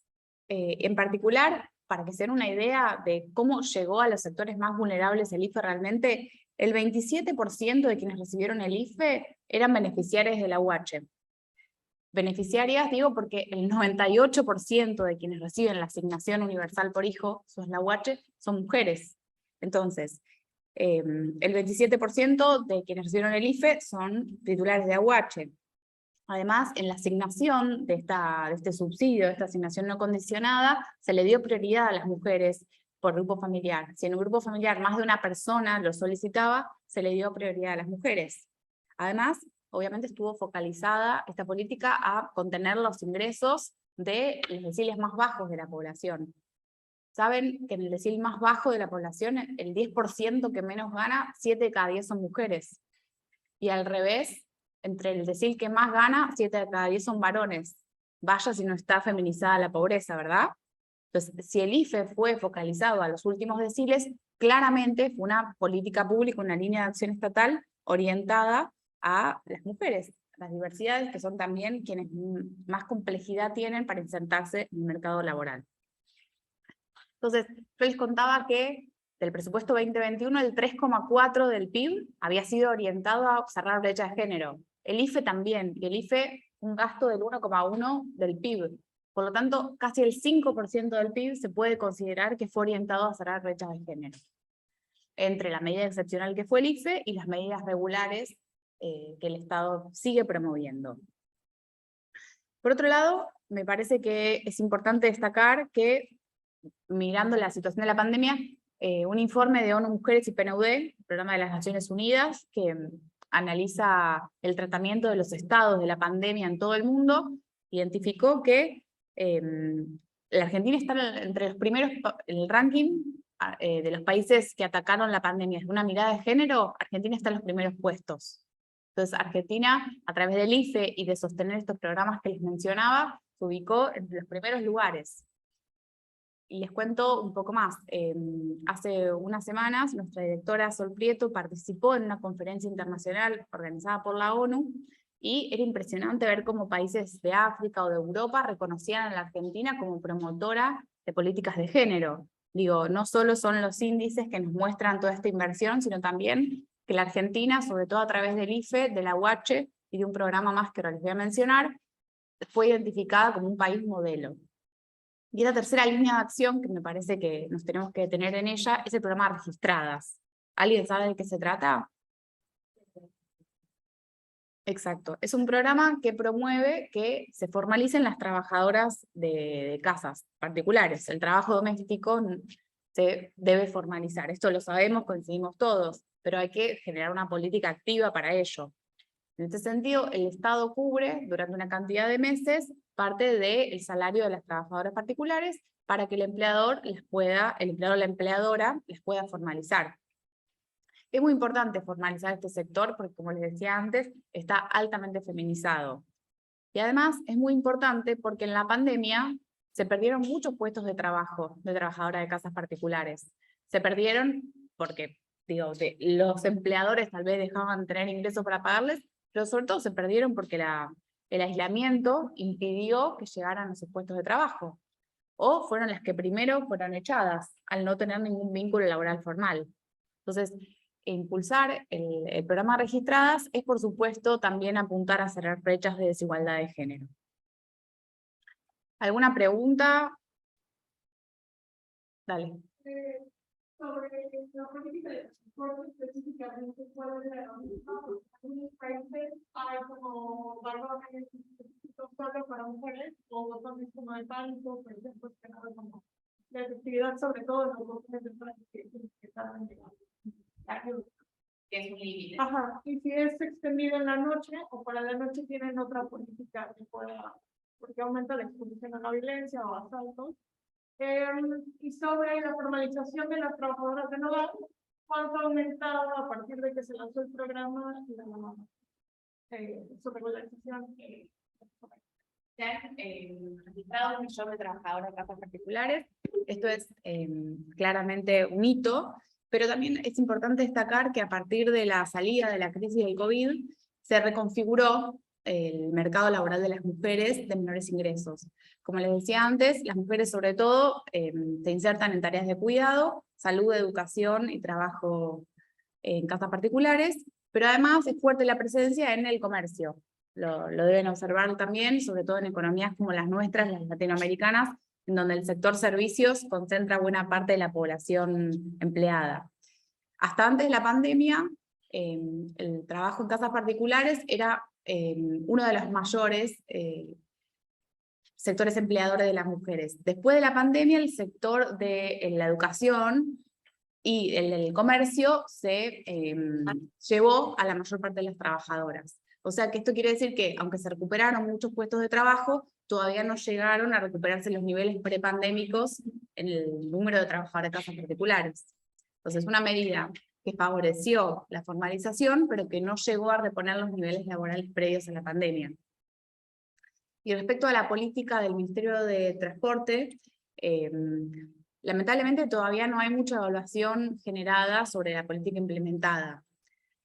Esperamos tener esos datos próximamente, pero lo que te puedo decir es que la infraestructura se está instalando, lamentablemente todavía no hay una medición, pero lo que vos contás respecto a lo que tarda el botón de pánico en ser escuchado, es verdad. Por eso a veces algunos mecanismos del Ministerio de las Mujeres, la línea 144, funcionan un poco más rápido. Y en ese sentido, esta línea telefónica, esta política, es muy provechosa, ha subido mucho la cantidad de llamados a la línea 144, sobre todo en pandemia, en donde las situaciones de violencia intradoméstica se potenciaron muchísimo. ¿Alguna otra pregunta? Ah, dale, a ver. ¿Querés que yo le estuve chusmeando? Ah, dale. Gracias. Muchos dicen, con respecto a las registradas, bueno, este comentario de Paula es representativo, registradas buenísimo. Insisto, ¿con quién puede y tiene el deber de registrarse? Si podría modificar quién se ocupa y es responsable de su propio registro y aporte, sería aún más poderoso. Como el régimen simplificado del monotributo, debería ser posible registro de las compañeras. Ahí, digo, ya nos metemos con un nivel de la desigualdad un poco más hondo, ¿no? Que lo identificamos con claridad. Muchas veces pasa que las compañeras trabajadoras de casas particulares no saben cómo registrarse. Es más, tienen problemas para pedirle al empleador que las registre. Esto también se identifica en un estudio más cualitativo de la situación.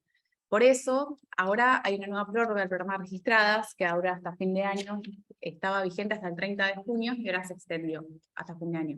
En este sentido es importante que las compañeras trabajadoras tengan, por ejemplo, acceso a una computadora, o tengan alguna formación para poder no solo presionar para que se las formalice, sino, como dicen aquí, ellas mismas poder inscribirse. Para esto hay que tener una mirada integral. Hay que dar un dispositivo y sobre todo hay que poder formarlas para que puedan hacerlo. Se trabaja bastante con ANSES para que las oficinas, las UDAIs, ANSES es la agencia nacional que administra digamos, los aportes previsionales y todos estos subsidios de los que les estoy hablando. Entonces, se trabaja bastante para que la ANSES pueda recibir estos casos, orientarlas y fortalecer también el sindicato de las trabajadoras de casas particulares. Se necesita ahí una articulación fuerte porque, como la desigualdad es estructural, también se ha instalado durante muchos años un bajo nivel de formación de estos recursos, ¿se entiende? Entonces, favorecer su formación, favorecer su inclusión tecnológica, ayudaría a esta sugerencia que muy bien hace Paula, pero que no es automática, y si el Estado no provee los medios necesarios para acompañar la registración, es difícil. No sirve la política sin una mirada artesanal para su implementación. Dale. Yo tengo dos preguntas, Sí. pero... Ya, o sea, ya estamos en la parte de preguntas. Pues me voy un poco del tema. Que habías nombrado primero el tema de del crecimiento de la tasa de actividad, y yo me pregunto si eso es favorable o no para las mujeres en el sentido de como el llamado efecto trabajador adicional, en el cual no te alcanzan los ingresos y tenés que salir a laburar, y por ende es mayor la carga de cuidados y de trabajo también en el mercado formal o no formal, digamos, remunerado. Eso primero. Y después quería hacerte una consulta porque me interesa saber lo de la metodología cuando calcularon el producto de trabajo doméstico no remunerado, porque, bueno, el otro día hablábamos un poco también de las metodologías y quería saber bien eso. Sé que es la metodología de sustitución, pero saber un poco más al respecto. Vale, buenísimo. Respecto a tu primera pregunta, me parece que es una discusión bien política o ideológica, ¿no? Por supuesto, el mercado de trabajo emplea, pero emplea en qué condiciones, emplea con qué salarios, y con ese sentido podemos discutir qué pasa, que tenemos un nivel alto de empleo, pero con salarios que no alcanzan. Esa discusión es mayor a esta, y por supuesto es muy interesante. Por supuesto, entonces digo, incluir a las mujeres en un mercado de trabajo injusto, por supuesto que podemos ideológicamente cuestionarlo. Pero en ese sentido, es importante fortalecer la estructura en cuidados. Es importante entonces que el Estado se haga cargo de las tareas de cuidado para que las mujeres puedan salir al mercado laboral con la tranquilidad de que sus hijos o sus mayores a cargo están cuidados. Hay muchas direcciones, secretarías que trabajan la cuestión de cuidados, destaco solo algunas. En primer lugar, lo que comentaba del Ministerio de Obras Públicas, que tiene una línea específica para la estructura de cuidados. El Ministerio de Desarrollo Social también tiene una línea para fomentar la formación en cuidados, y realmente es, digamos, necesario, urgente, que se formalice la cuestión de los cuidados y que haya empleos bien remunerados por este sector. ¿Sí? El cuidado no es solo la trabajadora de casa particular, el cuidado también es quien cuida a los ancianos, el trabajo es también quien cuida en instituciones formales y tienen salarios que nos permiten no tener 3 cargos por lo menos. Entonces, estamos hablando de los docentes en Argentina, porque sí, no sé cómo será en otros países de Latinoamérica, pero los docentes en Argentina tienen más de un turno, le decimos, la educación, la mayor parte dura 4 horas, turno mañana, turno tarde, y muchos docentes atienden los 2 turnos o más. Entonces, poder llevar a la esfera de lo público la cuestión de los cuidados es urgente. Que el Estado se encargue de proveer un sistema de cuidados es urgente. Para esto, como les decía, muchos ministerios vienen desarrollando acciones, pero por supuesto que falta instalarlo. En ese sentido, quiero hacer un comentario al BID, después retomo tu otra pregunta. Desde la dirección se desarrolló lo que se llama la calculadora del cuidado, que si quieren pueden entrar ahora en sus celus, lo van a encontrar rápido en Google. La calculadora del cuidado justamente calcula cuánto dinero, tiempo una trabajadora, una mujer, trabajadora o no del sector de los cuidados, dedica a esto. Entonces, hagan el ejercicio de entrar, mídanse a sí mismos, y van a ver que es impresionante la cantidad de tiempo, horas y dinero que invertimos las mujeres en cuidar. Entonces, desde esta mirada, la cuestión del cuidado fue tomando dentro de las instituciones estatales un lugar cada vez más central. Por supuesto que falta mucho por hacer, por supuesto que falta más infraestructura, falta más formación, y falta sobre todo la formalización de esta cuestión, que tiene que cerrar urgentemente esta desigualdad que les mencionaba antes. Las mujeres dedicamos más de 6 horas por día, trabajemos una fuera del hogar a esto, los varones dedican la mitad. 7 de cada 10 hogares, en 7 de cada 10 horas, las tareas de cuidado están a cargo de una mujer. Y acá los invito a mirar en sus familias, madres, abuelas, el hombre tradicionalmente que se dice ayuda. Bueno, hay que terminar con este patrón cultural de la ayuda. Es mitad. Bueno, para esto hay que trabajar muy activamente desde varias esferas, desde varios ángulos, y sobre todo la cuestión cultural, que es la que más tiempo va a llevar a cambiar, ¿verdad? Bueno, y respecto a tu otra pregunta, me consultabas cuál era la metodología. Mira, en particular, el problema es básicamente cómo identificar los trabajos no registrados. O sea, porque hay mucha más estadística para trabajadores registrados que para los no registrados. Ahí hay que hacer, si querés después te mando un apéndice metodológico que tiene el detalle, ahí hay que hacer un trabajo de cruzar bases, ¿sí? Porque no es tan fácil acceder a los trabajadores no remunerados, ni es tan comparable el dato de los que están formalizados de los que no. Si quieren después, cuando te mando el manual técnico de PPG, ahí lo puedes ver. Pero desde ya, que mencionaba la compañera, es súper importante porque es necesario tener herramientas para acceder al mercado de los trabajadores informales. En ese sentido, otro apéndice, un comentario. Ustedes saben que durante la pandemia, desde el Ministerio de Desarrollo Social, se invitó a que los trabajadores informales se inscribieran en el registro justamente de trabajadores de la Economía Popular, de la ANATEP. Se inscribieron 5 veces más de lo que se esperaba. Entonces, es importante destacar otra vez que lo que no se mide, no se identifica y no se hace en políticas públicas. En el mismo sentido, se esperaba que hubiera la mitad de inscritos en el IFE. ¿Por qué? Porque no se conocía que había tantos trabajadores informales, no siendo 9 millones de personas. Esto quiere decir que el Estado claramente estaba atrasado en su identificación de quiénes eran los más vulnerables. Quiero hacer una mini aclaración. Ayer estuvimos hablando con Más Curioso sobre el trabajo no remunerado.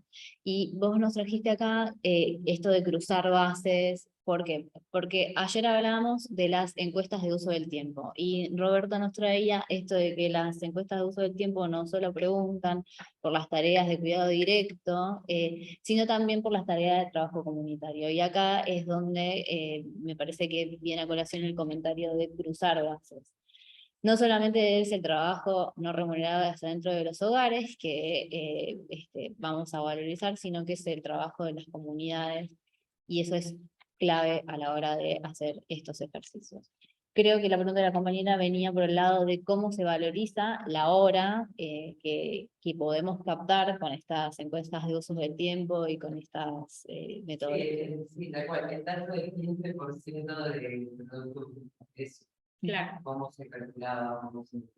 Mira, Digo, tengo un interés personal en eso, porque quiero hacer algo similar para Mar del Plata. Yo estoy allá, en el marco de mi tesis, quiero hacer un cálculo de lo que fue el producto generado por las trabajadoras comunitarias en la pandemia y post-pandemia, las hay bastante datos sobre cantidad de alimentos que se tuvieron, bueno, mercadería que el Estado entregaba, otra mercadería que conseguían por donaciones, etcétera, y bueno, no sé cuántos datos más hay en realidad al respecto, así que ver si tengo chance de armar algo parecido, porque sé que son datos muy interesantes también regionales.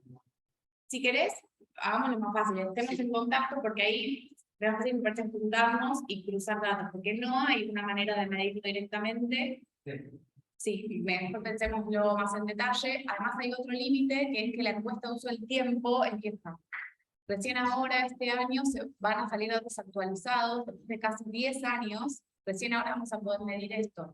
Entonces, encima no van a llegar todos los datos juntos, Pero bueno, estemos en contacto porque por ahí, a medida que se vayan publicando, va a ser más fácil medir los resultados. Gracias. No, no, sí. Me llamó la atención ahorita que estaba mirando la calculadora de actividad. Mm. Sí, porque pues no se saca. A ver, contanos. Sí, no, pero digamos que lo he venido viendo precisamente a lo largo de esta semana, y es el tema de La mujer en la ruralidad, ¿no? Porque ya vi unas categorías interesantes y sí me gustaría saber si ustedes tienen alguna experiencia con respecto a... ¡Ay! Qué pena, no. Con respecto a ese cerco en particular, porque, pues, digamos, en Colombia no tenemos una herramienta de esta y me asusta ver todo el tiempo. Pero en la ruralidad sí me gustaría saber si tienen alguna experiencia, cómo es la metodología, con qué tipo de hora lo calculan, porque es que darle un valor monetario a ciertas funciones de las que yo vi en la calculadora me parece un poco complicado, ¿no? Digamos que me llama mucho la atención que hayan intentado hacer ejercicio, me parece muy interesante. De hecho, me asusté. Pero, ¿qué han incluido con respecto al tema de la mujer rural? Donde pues hay unas funciones, digamos, adicionales que podríamos incluir para robustecer un ejercicio como el que ustedes intentaron hacer. Que de verdad la felicito porque no lo había visto. Sí, completamente. Ahí digo, el dato central que se usa es cuánto vale la hora de la trabajadora de casa particular, con el límite que decíamos antes, que se toma el salario por convenio. Entonces, a las que no están formalizadas, claramente hay que tratar de acercarse al costo de la hora de una manera más artesanal. Y ahí lo que pasa es que en nuestro país también tenemos un límite con la medición de la ruralidad. Calculo que en Colombia las estadísticas medirán con un poco más de precisión la ruralidad porque es un sector de la población bastante grande, pero la EPH también, la EPH, la encuesta permanente de hogares, que la genera el INDEC, que es lo que te genera indicadores más frecuentemente, de manera trimestral. La EPH también considera aglomerados urbanos de manera distintiva. Lo que pasa es que la mirada, lamentablemente, todavía es muy general. No hay tanta mirada precisa sobre la ruralidad. Ese es otro de los déficits de nuestras estadísticas. Pero bueno, lo mismo que con la compañera, si querés después te paso las bases que permiten diferenciar aglomerados urbanos de los no urbanos. Acá podemos ver la calculadora del tiempo de cuidado. Sí, son menos 10. ¿Cómo? 12:30. Te tenés que ir a 12:05. Ok. Sí, igual la clase dura hasta las 12, así que estamos bien. Bueno, ahí la pueden ver. Les cuento que con los mismos desarrolladores que hicimos la calculadora del cuidado, ahora desarrollamos una aplicación, también una web online, en la que se puede identificar el PPG. Se va a poder ver, visualizar por ministerio y por tipo de brecha que tiende a cerrar cada línea de acción del Estado, con la cantidad de dinero, la erogación estatal al respecto y qué porcentaje del PIB absorbe. Así que en unos días les vamos a poder pasar el link para que lo miren. Está en línea con con el enfoque que tiene la página de presupuesto abierto del Estado Nacional, que busca dar transparencia al gasto estatal. Yo solamente para cerrar, si quieren hacer alguna pregunta o si hay alguna pregunta en el chat, tenemos 10 minutos antes de que termine la clase. Dale, ¿Okay? yo quería contarles breve, antes de cerrar también, 2 líneas de acción más. Si querés hacerme la pregunta y después les pido 5 minutos y les cuento de las otras 2.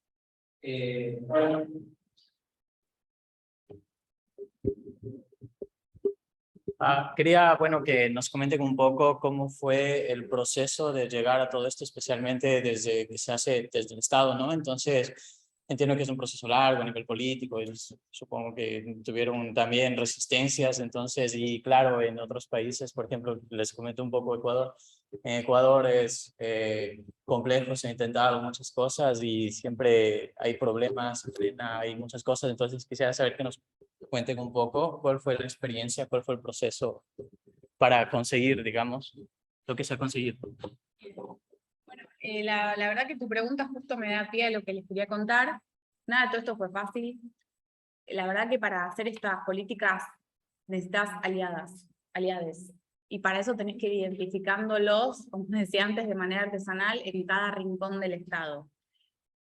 Por eso fue fundamental para trabajar PPG identificar a las efectores de política pública en los ministerios, y no solo a la persona que en la Secretaría de Hacienda mira líneas y ejecución de líneas que dicen mujeres.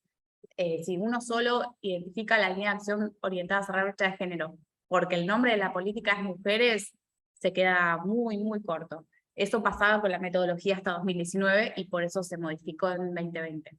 Entonces, la verdad es que ir a cada rincón del Estado para identificar aliadas es central.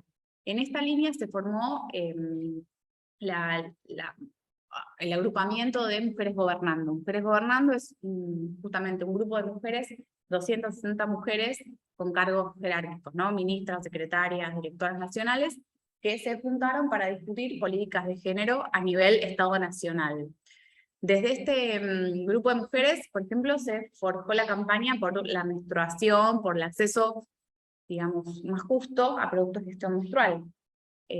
Ustedes saben que después de esto salió una nota en los medios hegemónicos diciendo van a crear el Ministerio de la Mujer, o el Ministerio de la Menstruación, ¿no? Más que el de la mujer así a secas, el de las mujeres y la menstruación.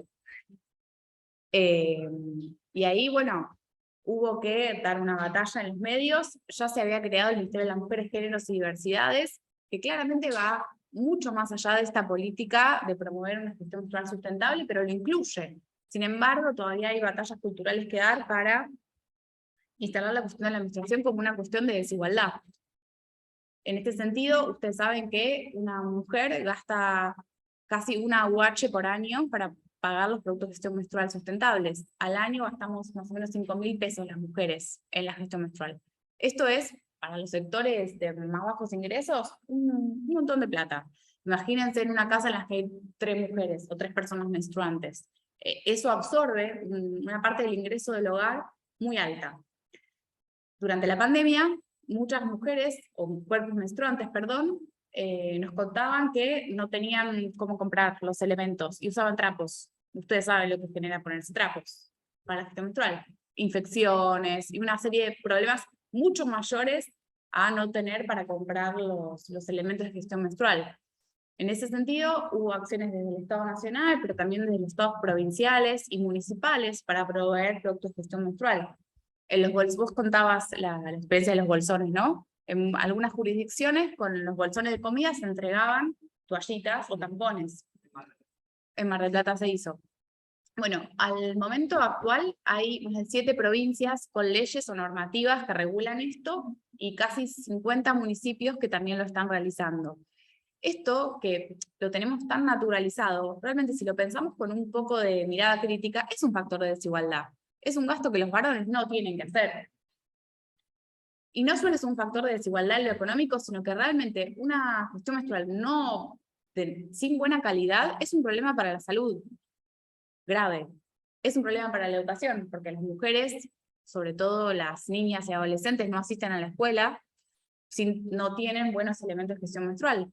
¿Y por qué en la escuela no se proveen elementos de este tipo? Si son centrales para poder seguir con las actividades. ¿O por qué si se entregan preservativos en los hospitales no se entregan estos elementos? Entonces, las desigualdades que genera la cuestión del género, todavía no terminamos de identificarlas, me parece, como sociedad a fondo. Esto, les contaba, este grupo de Mujeres Gobernando, fue impulsado por estas 260 funcionarias a nivel, como les decía, Estado Nacional. Ahora bien, a nivel subnacional, con las provincias, necesariamente hay que generar también ciertos marcos de acuerdo para las políticas feministas o de género. Por eso se creó la Mesa Federal con perspectiva de género. Al momento actual, la Mesa Federal, que la impulsó el Ministerio de Economía, tiene a 22 provincias incluidas. Entonces, es muy importante esto, ¿por qué? Porque, por ejemplo, cuando la semana que viene tenemos un plenario, vienen representantes de todas las provincias. Cuando se juntan, estas mujeres son ministras, secretarias, subsecretarias, no solo de áreas económicas, sobre todo son de áreas económicas, Secretaría de Hacienda, Ministerio de Economía provincial, sino también a veces de área de transporte, de áreas productivas. Cuando se reúnen, ven las buenas prácticas que generan otras jurisdicciones. Y a veces lo que falta es un poco hasta de, no sé si alguien es sociólogo, socióloga, de imaginación sociológica para pensar estas cuestiones. Por ejemplo, incluir mujeres en el sector de transporte. No hay muchas mujeres conductoras.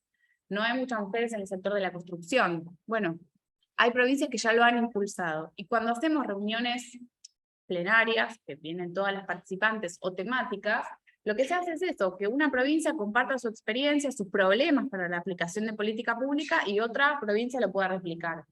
Así que estas instancias de encuentro feminista, tanto a nivel Estado Nacional como entre las provincias, son centrales. Y bueno, en la construcción política por la que preguntabas es así, es encontrar aliadas y poder de a poco ir forjando institucionalización, es decir, instalar la mesa federal que salió por resolución del ministro. De a poco ir instalando acuerdos, como por ejemplo, hay un gabinete interministerial de PG. Entonces, la cuestión del presupuesto con perspectiva de género, hoy por hoy incluye al Ministerio de Economía, al Ministerio de las Mujeres, Géneros y Diversidades, y a la Jefatura de Gabinete de Ministros. Entonces, no alcanza con el feminismo, sin eso no hacemos nada, sino que hay que tratar de institucionalizar estas instancias de encuentro, reflexión, debate, y problemas también, porque lo que más hay son problemas para resolver. Se imaginarán. Bueno, chicos, 2 minutos y si ¿alguna te pregunta? dejo cerrar con lo que quieras. Dale. Ok. Ok. Era un comentario pequeñito sobre lo de la menstruación y una pregunta.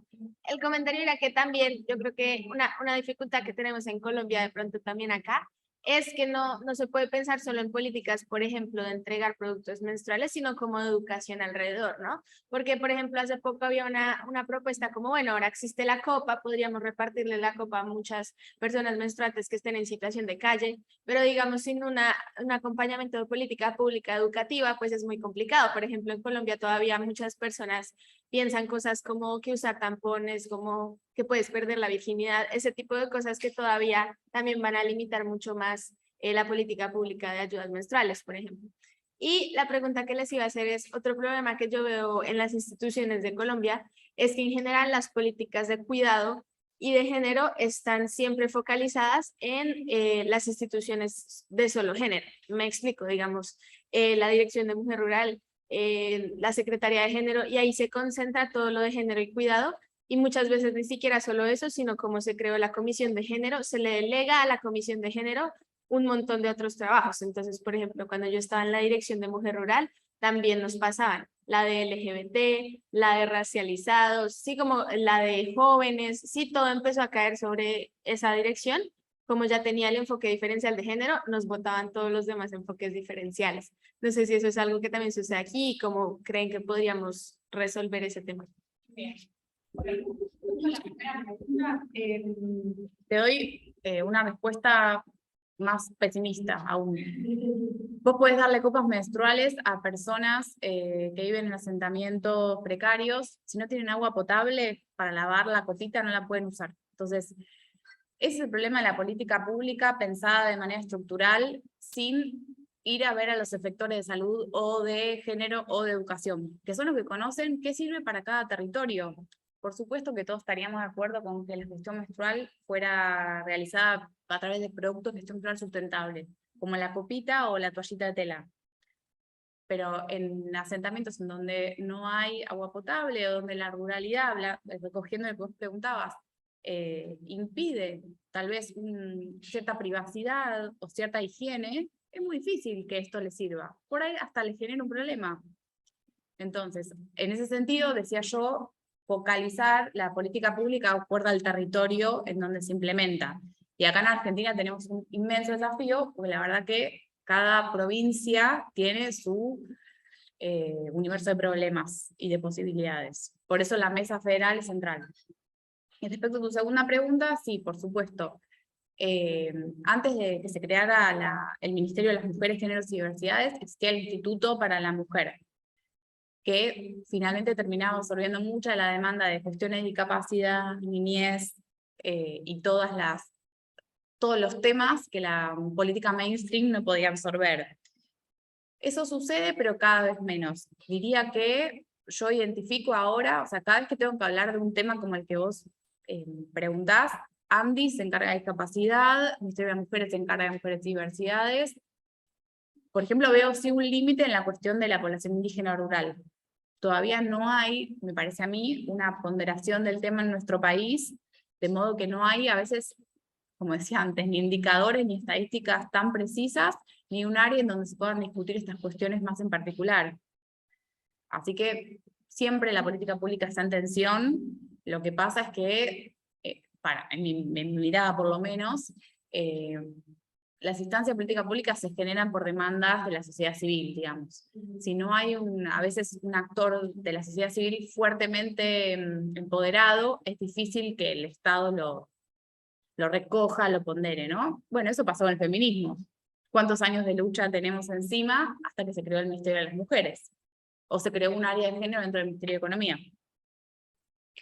Y creo que está bueno también lo que decías de los aliados y la transversalización de la perspectiva, porque no es cuestión de que todo se delegue en cierta área del Estado, sino de que todas las áreas del Estado tengan esta perspectiva y trabajen de forma conjunta. Completamente. Bueno, estamos en el tiempo, cerrá como quieras. No, simplemente agradecer la invitación de parte mía, pero sobre todo de todas mis compañeras de la dirección, de Sorprieto en particular, y si querés pasarles mi correo para que podamos ver en particular las cuestiones metodológicas, si las laburamos se nos sirve el tiempo que igual se nos fue, así que mejor lo vemos en particular. Decí tu correo, no sé cómo pasárselo, chicos, podemos ponerlo en el ¿Lo chat, querés anotar? lo Dale. ponemos en el chat. lc.gt.rz.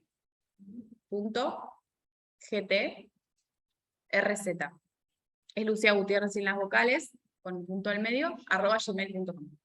Así los chicos ven. lc.gtrz@gmail.com. Tenemos una modalidad híbrida, así que Ah, no quiero perfecto. dejar a los asistentes virtuales afuera de Está muy bien. la conversación. Mil gracias por No, venir ustedes. y un aplauso.